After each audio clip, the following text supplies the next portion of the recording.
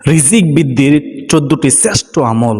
গায়বী সম্পদ পাবেন, ঋণ পরিশোধ হবে ইনশাআল্লাহ আজ্জা ওয়া জাল্লা।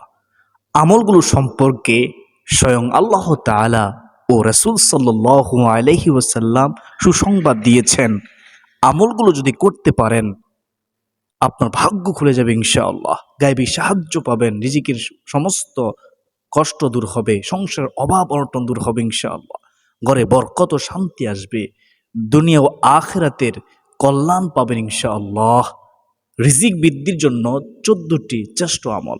মহান আল্লাহ তাআলার বিশেষ নিয়ামত হলো রিজিক। আল্লাহর ইচ্ছায় মানুষ রিজিক লাভ করে, তিনি সবাইকে রিজিক দান করেন। এমনকি কাফের মুশরিকদেরকেও আল্লাহ তাআলা রিজিক দিয়ে থাকেন। বলা হয়ে থাকে মায়ের উদরে থাকা অবস্থাতেই প্রতিটি মানুষের রিজিক নির্ধারিত হয়ে যায়। সেসব রিজিক তারা লাভ করে তার জন্য বরাদ্দ উপায় উপকরণ গ্রহণের মাধ্যমে। তাই হাত গুটিয়ে বসে থাকা যাবে না। এর জন্য নির্ধারিত উপায় উপকরণ গ্রহণে চেষ্টা আমাদেরকে করতে হবে। আমরা কি করতে হবে? চেষ্টা করতে হবে। সুপ্রতিনি ভাই ও বোনেরা, অবশ্যই এমন কিছু আমল আছে যা নিয়মিত আদায় করলে রিজিক বৃদ্ধি হয়। এমন 14টি আমল সম্পর্কে বলতেছি। 1 নম্বরে হচ্ছে তাকওয়া ও তাওয়াক্কুল অবলম্বন করা। শুনুন, আল্লাহর ভয় তথা তাকওয়া অবলম্বন করা, তার নির্দেশনাবলী পালন ও নিষিদ্ধ বিষয়গুলো বর্জন করা, পাশাপাশি আল্লাহর উপর অটল আস্থা রাখা, তাওয়াক্কুল করা এবং রিজিক তালাশে তার সাহায্য প্রার্থনা করা। কারণ যে আল্লাহর উপর ভরসা করে তিনি আল্লাহ তার জন্য যথেষ্ট হয়ে যান। সুবহানাল্লাহ। আল্লাহ তাআলা ইরশাদ করেন, আর যে আল্লাহকে ভয় করে তিনি তার জন্য উত্তরণের পথ তৈরি করে দেন এবং তিনি তাকে এমন উৎস থেকে রিজিক দেবেন যা সে কখনো কল্পনা করতে পারবে না। আর যে আল্লাহর উপর তাওয়াক্কুল করে, ভরসা করে, মহান আল্লাহ তাআলা তার জন্য যথেষ্ট হয়ে যায়। আল্লাহ তাআলা তার উদ্দেশ্য পূর্ণ করবেনই। নিশ্চয়ই আল্লাহ তাআলা প্রত্যেক জিনিসের জন্য একটি সময়সীমা নির্ধারণ করে দিয়েছেন। সূরা তলাক আয়াত হচ্ছে 2 থেকে 3। 1 নম্বর জানলাম, এখন জানুন 2 নম্বর। আমি সংক্ষেপে বলতেছি, খেয়াল করুন। 2 নম্বর হচ্ছে তাওবা ও ইস্তিগফার করা। অধিক পরিমাণে ইস্তিগফার এবং আল্লাহর কাছে ক্ষমা প্রার্থনা করলেও রিজিক বাড়ে। আল্লাহ তাআলা তার অন্যতম নবী ও রাসূল নূহ আলাইহিস সালামের ঘটনা তুলে ধরে ইরশাদ করেন, আর বলেছি তোমাদের রবের কাছে ক্ষমা চাও, নিশ্চয়ই তিনি ক্ষমাশীল, তোমাদেরকে ক্ষমা করে দেবে। নিশ্চয়ই তিনি পরম ক্ষমাশীল, তার কাছে ক্ষমা চাইলে তিনি তোমাদের ক্ষমা করে দেবেন। তিনি তোমাদের উপর অজস্র বৃষ্টিধারা বর্ষণ করবেন। সুবহানাল্লাহ। ইস্তিগফার করলে স্বয়ং আল্লাহ তাআলা তিনি বলেন মুষলধারে বৃষ্টি বর্ষণ করবেন আর তোমাদেরকে ধন সম্পদ ও সন্তান সন্ততি দিয়ে সাহায্য করবেন এবং তোমাদের জন্য বাগ বাগিচা দেবেন আর দেবেন নদী নালা। সূরা নূহ আয়াত হচ্ছে 10 থেকে 12। হাদিসে বিষয়টি আরেকটু খোলাসা করে বলা হয়েছে। আব্দুল্লাহ ইবনে আব্বাস রাদিয়াল্লাহু তাআলা আনহু কর্তৃক বর্ণিত, রাসূলুল্লাহ সাল্লাল্লাহু আলাইহি ওয়াসাল্লাম বলেন, যে ব্যক্তি নিয়মিত ইস্তিগফার করবে আল্লাহ তাআলা তার সব সংকট থেকে উত্তরণের পথ বের করে দিবেন, মুক্তির পথ বের করে দিবেন, সব দুশ্চিন্তা মিটিয়ে দিবেন এবং অকল্পনীয় উৎস থেকে তার রিজিকের সংস্থান করে দিবেন। সুবহানাল্লাহ।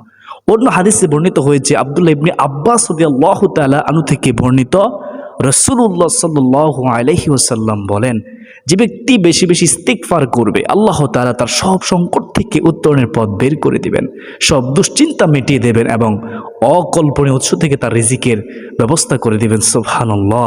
3 নম্বরে হচ্ছে আত্মীয়দের সঙ্গে সুসম্পর্ক রাখা। শুনুন, আত্মীয়দের সঙ্গে সুসম্পর্ক বজায় রাখা এবং তাদের হক আদায়ের মাধ্যমেও রিজিক বাড়ে। যেমন আনাস ইবনে মালিক রাদিয়াল্লাহু তাআলা আনহু থেকে বর্ণিত, তিনি বলেন, আমি রাসূলুল্লাহ সাল্লাল্লাহু আলাইহি ওয়াসাল্লামকে বলতে শুনেছি, তিনি ইরশাদ করেন, যে ব্যক্তি কামনা করে তার রিজিক প্রশস্ত করে দেওয়া হোক এবং তার আয়ু দীর্ঘ করা হোক, সে যেন তার আত্মীয়দের সঙ্গে সুসম্পর্ক বজায় রাখে। বুখারী ও মুসলিম শরীফের হাদিস। বুখারী শরীফের 5985 নম্বর হাদিস। 4 নম্বরে আমলটি হচ্ছে রাসূলুল্লাহ সাল্লাল্লাহু আলাইহি ওয়াসাল্লামের উপরে দুরূদ শরীফ পড়া। শুনুন, রাসূলুল্লাহ সাল্লাল্লাহু আলাইহি ওয়াসাল্লামের প্রতি দুরূদ শরীফ পাঠেও রিজিকে প্রশস্ততা বাড়ে, রিজিকে প্রশস্ততা আসে, যেমনটি অনুমতি হয় এই হাদিস থেকে। তুফাইল ইবনে উবাই ইবনে কাব রাদিয়াল্লাহু তাআলা থেকে বর্ণিত, তিনি বলেন, আমি জিজ্ঞেস করলাম, হে আল্লাহ রাসূল সাল্লাল্লাহু আলাইহি ওয়াসাল্লাম, আমি আপনার প্রতি অধিক হারে দুরূদ শরীফ পড়তে চাই, অতএব আমার দোয়ার মধ্যে আপনার দুরূদের জন্য কতটুকু অংশ রাখবো? তিনি বললেন, তুমি যতটুকু চাও। কাব রাদিয়াল্লাহু তাআলা বললেন, হযরত কাব রাদিয়াল্লাহু তাআলা বলেন, আমি বললাম, 1/4 ইয়া রাসূলুল্লাহ। তিনি বললেন, তুমি যতটুকু চাও, তবে যদি তুমি বেশি পড়ো তা তোমার জন্য উত্তম হবে। আমি বললাম, অর্ধেক। তিনি বললেন, তুমি যতটুকু চাও, তবে তুমি যদি বেশি পড়ো তা তোমার জন্য উত্তম হবে। কাব রাদিয়াল্লাহু তাআলা বলেন, আমি বললাম, তাহলে 2/3? তিনি বললেন, তুমি যতটুকু চাও, তবে যদি তুমি বেশি পড়ো তা তোমার জন্য উত্তম হবে। আমি বললাম, ইয়া রাসূলুল্লাহ, আমার দোয়ার পুরোটা জুড়েই শুধু তোমার দুরূদ শরীফ পড়ব। তিনি বললেন, তাহলে তো তোমার ঝামেলা ও প্রয়োজনের জন্য এই দুরূদ শরীফে যথেষ্ট হয়ে যাবে এবং তোমার গুনাহ আল্লাহ তাআলা ক্ষমা করে দিবেন। সুবহানাল্লাহ। 5 নম্বর আমলটি হচ্ছে আল্লাহর রাস্তায় ব্যয় করা। শুনুন, আল্লাহর রাস্তায় কেউ ব্যয় বা দান করলে তা বিফলে যায় না, সে সম্পদ ফুরায় না, শেষ হয় না, বরং তা বাড়তেই থাকে। আল্লাহ তাআলা ইরশাদ করেন, বলো, নিশ্চয়ই আমার রব তার বান্দাদের মধ্যে যার জন্য ইচ্ছা রিজিক প্রশস্ত করেন এবং যার জন্য ইচ্ছা রিজিক সংকুচিত করেন। আর তোমরা যা কিছু আল্লাহর জন্য ব্যয় করো, তিনি তার বিনিময় দেবেন এবং তিনি উত্তম রিজিক দাতা। সুবহানাল্লাহ। 6 নম্বর আমলটি হচ্ছে বারবার হজ উমরা করা। শুনুন, হজ উমরা পাপ মোচনের পাশাপাশি হজকারী ও উমরাকারীর অভাব অনটন দূর করে এবং তার সম্পদ বাড়িয়ে দেয়।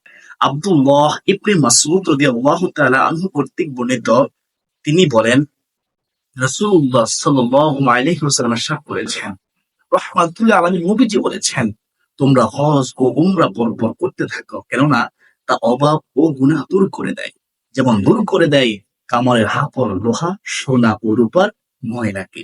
সুবহানাল্লাহ। তিরমিজি শরীফ ও নাসাই শরীফে হাদিসটি রয়েছে। আমি সংক্ষেপে বলতেছি। 7 নম্বরে হচ্ছে দুর্বলের প্রতি সদয় হওয়া বা উত্তম আচরণ করা। মুসাব ইবনে সাদ রাদিয়াল্লাহু তাআলা আনহু যুদ্ধ জয়ের পর মনে মনে কল্পনা করলেন, তিনি বোধহয় তার বীরত্ব ও শৌর্য বীর্য অন্যদের চেয়ে অনেক মর্যাদাবান তিনি মনে করতেছেন, ভাবতেছেন। সেই প্রেক্ষিতে রাসূলুল্লাহ সাল্লাল্লাহু আলাইহি সাল্লাম বলেন, তোমাদের মধ্যে থাকা দুর্বলদের কারণে ও আমার সাহাবীরা শোনো, কেবল তোমাদের সাহায্য করা হয় এবং রিজিক প্রদান করা হয়। সুবহানাল্লাহ। 8 নম্বর আমল হচ্ছে ইবাদতের জন্য ঝামেলা মুক্ত হওয়া। শুনুন, আল্লাহর ইবাদতের জন্য ঝামেলা মুক্ত হলে এর মাধ্যমেও অভাব দূর হয় এবং প্রাচুর্য লাভ হয়, যেমনটি বর্ণিত হয়েছে আবু হুরায়রা রাদিয়াল্লাহু তাআলা আনহু কর্তৃক। রাসূলুল্লাহ সাল্লাল্লাহু আলাইহি ওয়াসাল্লাম বলেন, আল্লাহ তাআলা বলেন, হে আদম সন্তান, আমার ইবাদতের জন্য তুমি ঝামেলা মুক্ত হও। দুর্বলদের কারণে কেবল তোমাদের সাহায্য করা হয় এবং রিজিক প্রদান করা হয়। সুবহানাল্লাহ। বুখারী শরীফের হাদিস। আমরা আল্লাহ তাআলার ইবাদতের জন্যই ঝামেলা মুক্ত হব, আল্লাহ তাআলার গোলামি করার জন্যই আমরা জান্নাত হব ইনশাআল্লাহ। আমি তোমার অন্তরকে প্রাচুর্য দিয়ে ভরে দেব এবং তোমার দারিদ্রতা ঘুচিয়ে দেব। আর যদি তা না করো, যদি আমার ইবাদতের জন্য তুমি ঝামেলা মুক্ত না হও, সময় না বের করো, তবে তোমার হাত ব্যস্ততায় ভরে দেব এবং তোমার অভাব দূর করব না, তোমার অভাব লেগেই থাকবে। নাউযুবিল্লাহি মিন যালিক। অত হাদিসে আমরা বুঝতে পারলাম, আল্লাহর ইবাদতের জন্য, নামাজের জন্য আমরা সময় বের করে নামাজ পড়ব, কাজের সময় কাজ করব, নামাজের সময় হলে আর আমরা কাজ করব ইনশাআল্লাহ। তিরমিজি শরীফ 2654 নং হাদিসের মধ্যে রয়েছে। 9 নম্বর আমলটি হচ্ছে আল্লাহর রাস্তায় হিজরত করা। আল্লাহর সন্তুষ্টি নিমিত্তে হিজরত তথা স্বদেশ ত্যাগ করলে এর মাধ্যমেও রিজিক প্রশস্ত হয়, যেমনটি অনুধাবিত হয় এই আয়াত থেকে। আল্লাহ তাআলা বলেন, আর যে আল্লাহর রাস্তায় হিজরত করবে সে জমিনে বহু আশ্রয়ের জায়গা ও সচ্ছলতা পাবে। সুবহানাল্লাহ। ব্যবস্থা করে দিবেন যে তিনি কে? আল্লাহ। আর যে আল্লাহ ও তার রাসূলের উদ্দেশ্যে মুহাজির হয়ে নিজ ঘর থেকে বের হয় তারপর তাকে মৃত্যু পেয়ে বসে, তাহলে তার প্রতিদান আল্লাহর উপর অবধারিত হয়। সুবহানাল্লাহ। আর আল্লাহ তাআলা হচ্ছেন ক্ষমাশীল, পরম দয়ালু। সূরা নিসা হচ্ছে 100। আয়াতের ব্যাখ্যা আব্দুল্লাহ ইবনে আব্বাস প্রমুখ সাহাবী রাদিয়াল্লাহু তাআলা আনহু বলেন, সচ্ছলতা অর্থ হচ্ছে রিজিকে প্রশস্ততা। আল্লাহ তাআলা রিজিকে প্রশস্ততা দান করবেন, বরকত দান করবেন। অল্প আয়ের ভিতরে আল্লাহ তাআলা বরকত দিবেন ইনশাআল্লাহ। 10 নম্বর আমলটা হচ্ছে আল্লাহর পথে জিহাদ করা। একমাত্র আল্লাহর সন্তুষ্টি হাসিলের জিহাদেও সম্পদের ব্যক্তি ঘটে। গনিমত ও যুদ্ধলব্ধ সম্পদের মাধ্যমে সংসারে প্রাচুর্য আসে। যেমন ইবনে উমর রাদিয়াল্লাহু তাআলা আনহু কর্তৃক বর্ণিত, রাসূলুল্লাহ সাল্লাল্লাহু আলাইহি ওয়াসাল্লাম বলেন, আর আমার রিজিক রাখা হয়েছে আমার বর্ষার ছায়া তলে। মুসনাদ আহমদ শরীফের হাদিস, বাইহাকী শরীফে রয়েছে। সাধারণভাবে আল্লাহ তাআলা যে রিজিক ও নিয়ামত রাজি দান করেছেন তার জন্য আল্লাহর শুকরিয়া করা এবং তার স্তবতি গাওয়া, কারণ শুকরিয়ার বলে নিয়ামত বৃদ্ধি পায়। আল্লাহ তাআলা ইরশাদ করেন, আর যখন তোমাদের রব ঘোষণা দিলেন, যদি তোমরা শুকরিয়া আদায় করো তবে আমি অবশ্যই তোমাদের রিজিক বাড়িয়ে দেব, আর যদি তোমরা অকৃতজ্ঞ হও নিশ্চয় আমার আযাব বড়ই কঠিন। সূরা ইব্রাহিম আয়াত 7। আয়াতে আল্লাহ তাআলা শুকরিয়ার বদৌলতে নিয়ামত বাড়িয়ে দেওয়ার ওয়াদা করেছেন। আর বলা বাহুল্য, আল্লাহর বাড়ানোর কোনো সীমা পরিসীমা নেই। আল্লাহ তাআলা যখন দিবেন আপনি ক্লান্তি হয়ে যাবেন। 12 নম্বর আমলটি হচ্ছে বিয়ে করা। আজকাল মানুষের দুনিয়ার প্রাচুর্য ও বিলাসের প্রতি আসক্তি এত বেশি বেড়েছে, তারা প্রচুর অর্থ নেই এই যুক্তিতে প্রয়োজন সত্ত্বেও বিয়ে বিলম্বিত করার পক্ষে রায় দেন। তাদের কাছে আশ্চর্য লাগতে পারে যে এ কথা যে বিয়ের মাধ্যমেও মানুষের অভাব দূর হয়, কারণ সংসারে নতুন যে কেউ যুক্ত হয় সে তো তার জন্য বরাদ্দ রিজিক নিয়ে আসে। আল্লাহ তাআলা ইরশাদ করে, আর তোমরা তোমাদের মধ্যকার অবিবাহিত নারী ও পুরুষ সৎকর্মশীল দাসদের বিবাহ দিয়ে দাও, তারা অভাবী হলে আল্লাহ তাআলা নিজ অনুগ্রহে তাদেরকে অভাব মুক্ত করে দিবেন। আল্লাহ তাআলা হচ্ছেন প্রাচুর্যময় ও মহাজ্ঞানী। হযরত ওমর ইবনে খাত্তাব রাদিয়াল্লাহু তাআলা আনহু বলতেন, ওই ব্যক্তির ব্যাপারে বিস্ময়কর যে বিয়ের মধ্যে প্রাচুর্য খোঁজে না, কারণ আল্লাহ তাআলা বলেছেন তারা অভাবী হলে আল্লাহ তাআলা নিজ অনুগ্রহে তাদেরকে অভাব মুক্ত করে দিবেন। কারণ স্বয়ং আল্লাহ তাআলা বলেছেন তারা অভাবী হলে আল্লাহ তাআলা নিজ অনুগ্রহে তাদেরকে অভাব মুক্ত করে দেবেন। সুবহানাল্লাহ। 13 নম্বর আমলটি হচ্ছে অভাবের সময় আল্লাহমুখী হওয়া এবং তার কাছে দোয়া করা, বেশি বেশি দোয়া করা।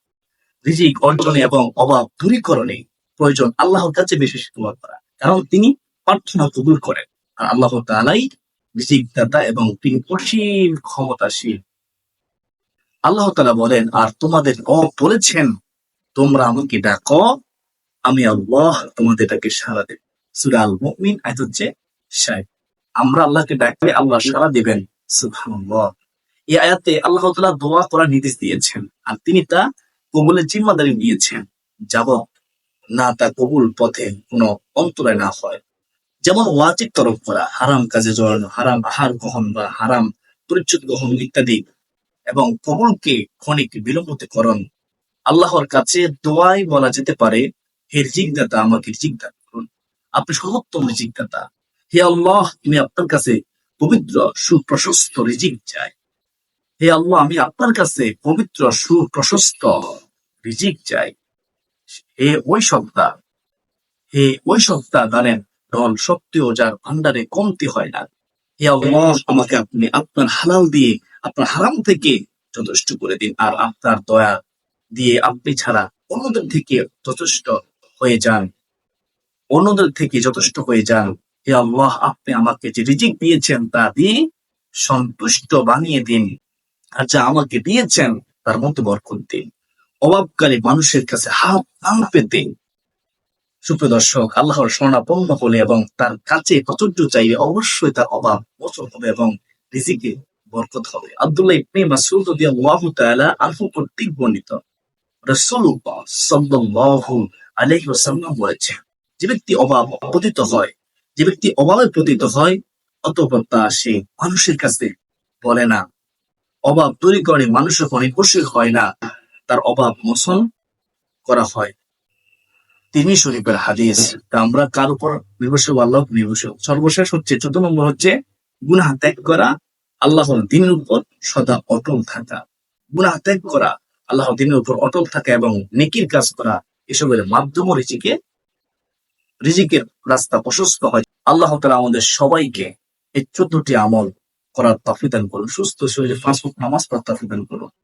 আল্লাহ তাআলা গোলামি করার তৌফিক দান করুন। যতদিন বাঁচবো সুস্থ শরীরে যেন আমরা আল্লাহ তাআলা ইবাদত করতে পারি।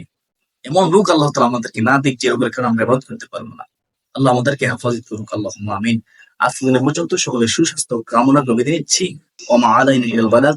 আসসালামু আলাইকুম ওয়া রাহমাতুল্লাহি ওয়া বারাকাতুহু।